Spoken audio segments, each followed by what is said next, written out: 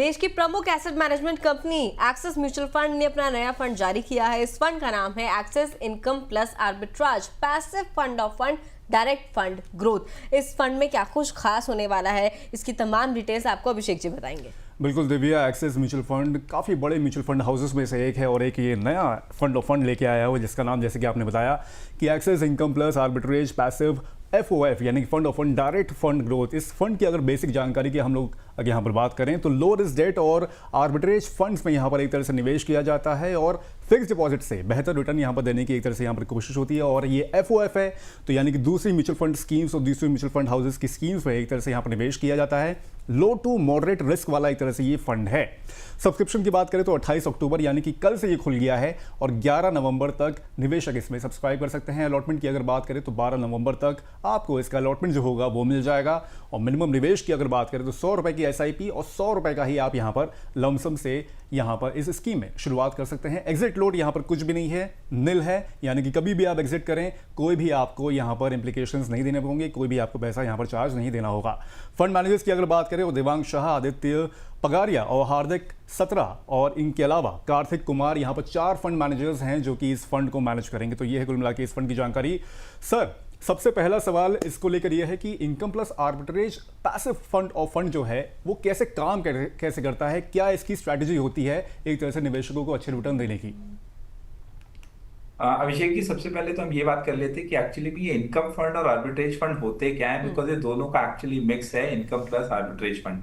तो income fund क्या होते हैं? Income fund basically date oriented funds होते हैं जो कि अमूमन गवर्नमेंट सिक्योरिटीज एंड बॉन्ड्स में इन्वेस्ट करते हैं, जहां से उनको एक रेगुलर इनकम जनरेट होती है जिसे एक्रूड इनकम बोलते हैं। दूसरी तरफ अगर हम बात करें आर्बिट्रेज फंड की, तो आर्बिट्रेज फंड बेसिकली क्या होता है, जितनी भी हमारी निफ्टी 50 या फिर हमारे सेंसेक्स में कंपनियां हैं, आप देखेंगे जो भी NSE और BSE के बीच में जो डिफरेंशियल होता है, उनके बीच के डिफरेंशियल से जो रिटर्न जनरेट करते हैं उसे आर्बिट्रेज कहा जाता है। कि वो एक मार्केट से कैश मार्केट में खरीद रहे हैं, फ्यूचर मार्केट में बेच रहे हैं, उनके बीच में जो आपस का डिफरेंशियल है वो आर्बिट्रेज कहा जाता है बेसिकली। अब होता क्या है कि जो आर्बिट्रेज फंड का जो टैक्सेशन है वो इक्विटी टैक्सेशन है और जो इनकम फंड का टैक्सेशन है वो एज पर टैक्स स्लैब है। बिकॉज पहले 3 साल के बाद आपको इंडेक्सेशन का बेनिफिट मिलता था जो कि अब खत्म हो गया है। अब आपकी जितने भी income fund date oriented fund जो होते हैं उसके अंदर आपका जो टैक्सेशन है वो as per the tax slab है। अब आते हैं ये इनकम कम आर्बिट्रेज फंड है क्या, इनकम प्लस आर्बिट्रेज फंड?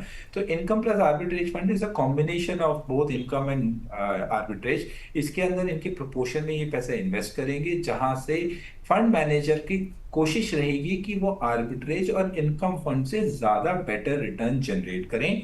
और from a taxation point of view अगर हम बात करें तो जो इनकम कम आर्बिट्रेज फंड होंगे उसका जो टैक्सेशन होगा वो फंड ऑफ फंड का होगा, क्योंकि 24 मंथ्स के बाद लॉन्ग टर्म कैपिटल गेन होगा, जो कि इन्वेस्टर्स के इन्वेस्टमेंट पॉइंट ऑफ व्यू से बहुत ही अच्छा हो जाएगा।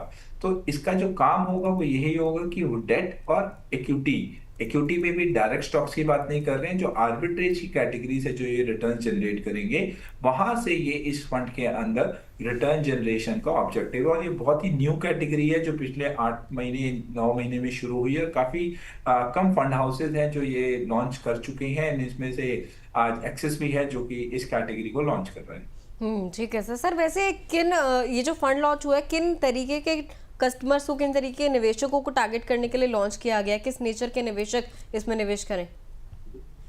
दिव्या, इसमें वही इन्वेस्टर इन्वेस्ट करें जिनका जो रिस्क प्रोफाइल है लो है, मॉडरेटली लो कहूंगा, जो कि इक्विटी की वॉलेटिलिटी से दूर रहना चाहते हैं बट बैंक एफडीओ से थोड़ा बेहतर रिटर्न जनरेट करना चाहते हैं। जिस भी इन्वेस्टर्स का टाइम फ्रेम 2 साल या 2 साल के आसपास का है वो इस कैटेगरी में इन्वेस्ट कर सकता है, बिकॉज उसको after 24 months long term capital gain का बेनिफिट मिलेगा, जिसकी वजह से उसकी टैक्स लायबिलिटी भी काफी कम हो जाएगी।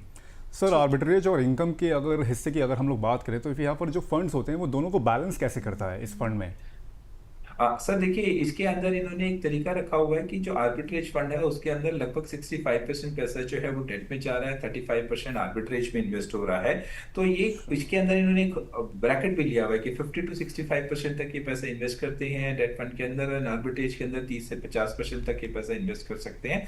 उसके बेसिस पे ये प्ले अराउंड करते हैं सो दैट ये ज्यादा रिटर्न जनरेट करके इन्वेस्टर्स को दे सके, और ताकि इन्वेस्टर्स भी हैप्पी होगा और उनके पोर्टफोलियो में ग्रोथ भी अच्छी आएगी। सर, किसी तरह का रिस्क भी होता है इन तरह के फंड्स में? देखिए बहुत ज्यादा वॉलेटाइल नहीं होती है। जैसे मैंने आपको बताया, जो इनकम फंड्स होते हैं वो गवर्नमेंट सिक्योरिटीज एंड बॉन्ड्स में इन्वेस्ट करते हैं, इसलिए इनके अंदर वॉलेटिलिटी जो रहेगी वो बहुत कम रहती है कंपैरेटिवली गिल्ड फंड, क्योंकि गिल्ड फंड का जो आप देखेंगे रिटर्न्स होता है वो वेरी करता है basis on the interest rate movement. अगर मान लीजिए आरबीआई ने रेपो रेट अगर डिक्लाइन कर दिया है तो गिल्ड फंड के रिटर्न्स काफी ऊपर हो जाते हैं, बिकॉज उसके अंदर 8 से 10 साल का पेपर इन्वेस्टमेंट होता है। अमूमन इनकम फंड जो होते हैं वो 1 से 2 साल या 2.5 साल के टाइम फ्रेम के कैटेगरी ऑफ कॉर्पोरेट फंड्स और बॉन्ड्स में इन्वेस्टमेंट करते हैं, इसलिए उनकी जो वॉलेटिलिटी ऑफ रिटर्न होती है वो बहुत कम होती है comparatively other categories of funds. ठीक है सर, चलिए जाते जाते एक सवाल और ले लेते हैं। हमारे एक व्यूअर हैं, बहुत देर से सवाल भेज रहे हैं सर, बस एक ही आखिरी सवाल। SDS एक्सप्लोरर नाम से अकाउंट है इनका, सवाल थोड़ा सा लॉन्ग क्वेश्चन है इनका, मैं शुरू करती हूँ इनका सवाल पढ़ना। कह रहे हैं मेरी 10,000 रुपये महीने की 5 SIP चल रही हैं, 15 साल तक निवेश करूंगा। पहले इनका पोर्टफोलियो स्क्रीन पर ले आते हैं, उसके बाद आगे का सवाल मैं इनका कंटिन्यू करूंगी। इनके SIP इन्वेस्को फ्लेक्सी कैप में है, कोटक मिड कैप में है, HDFC Nifty 100 equity index fund में है, निपॉन मल्टी कैप में है और टाटा स्मॉल कैप में है। ये इनका पोर्टफोलियो है सर, जो आपको स्क्रीन पर दिख रहा होगा। 10-10 हज़ार रुपये महीने की SIPs चल रही हैं। साथ ही सर कह रहे हैं ये कि मैंने DSP मल्टी एसेट फंड और पारंपरिक फ्लेक्सी कैप फंड में 7-7 लाख रुपए का बराबर लमसम निवेश भी किया हुआ है। क्या मेरा पोर्टफोलियो सही है? सर एक तो ये पोर्टफोलियो है जिसमें SIPs चल रही हैं मंथली, इसके अलावा 7-7 लाख रुपए यानी कि 14 लाख रुपए लमसम लगाए हुए इन्होंने DSP मल्टी एसेट फंड और पारंपरिक के फ्लेक्सी कैप में। कैसा लग रहा है सर पोर्टफोलियो आपको इनका? 15 साल तक निवेश करेंगे? देखिए पोर्टफोलियो में तो कोई खराबी नहीं लग रही है, बिकॉज फ्लेक्सी कैप फंड लिया हुआ है। हमने पिछली बार भी आपके शो पे बात करी थी, बहुत ही अच्छा वेल डाइवर्सिफाइड पोर्टफोलियो है। इंटरनेशनल मार्केट्स में भी इन्वेस्ट करते हैं, स्पेशली US फंड्स के अंदर, जहां से उन्होंने ग्रोथ बहुत अच्छी पिक करी है। अगर हम बात करते हैं करंट पोर्टफोलियो में, तो इन्होंने निफ्टी ये HDFC निफ्टी का 100 इक्विटी वेट इंडेक्स फंड लिया हुआ है, मल्टी कैप लिया हुआ है, टाटा का small cap, Kotak mid cap, Invesco flexi cap. तो फंड्स की लिस्ट तो अच्छी खासी है इनके पास भी, मिड और स्मॉल कैप का कॉम्बिनेशन है। एक ही चीज का कंपैरिजन कर सकते हैं कि इनके जो फंड इन्होंने लिया हुआ है, स्पेसिफिकली टाटा का स्मॉल कैप या कोटक का मिड कैप, क्या इनके पीयर ग्रुप में ये बेहतरीन फंड्स दिख रहे हैं या नहीं, basis on their expense ratio, because आज एक्सपेंस रेशियो की बात हुई है इस चैनल पर, और साथ साथ क्या कंसिस्टेंट परफॉर्मर रहे हैं या नहीं रहे हैं। मैं समझता हूँ आपको कोटक का मिड कैप और टाटा के स्मॉल कैप में एक चेंज लाया जा सकता है, जैसे कि टाटा के स्मॉल कैप को चेंज किया जा सकता है SBI के स्मॉल कैप से because of the performance, and Kotak का मिड कैप भी चेंज करना चाहे तो HDFC के मिड कैप से रिप्लेस कर सकते हैं। अभी मेरे सामने नंबर्स नहीं है, बट मैं समझता हूँ दोनों ने ही चेंज अगर करना चाहें तो इन फंड्स के अंदर जरूर करें, पर एक कंपैरिजन जरूर कर ले, कंसिस्टेंसी एंड एक्सपेंस रेशियो के बीच में डिफरेंस कितना है।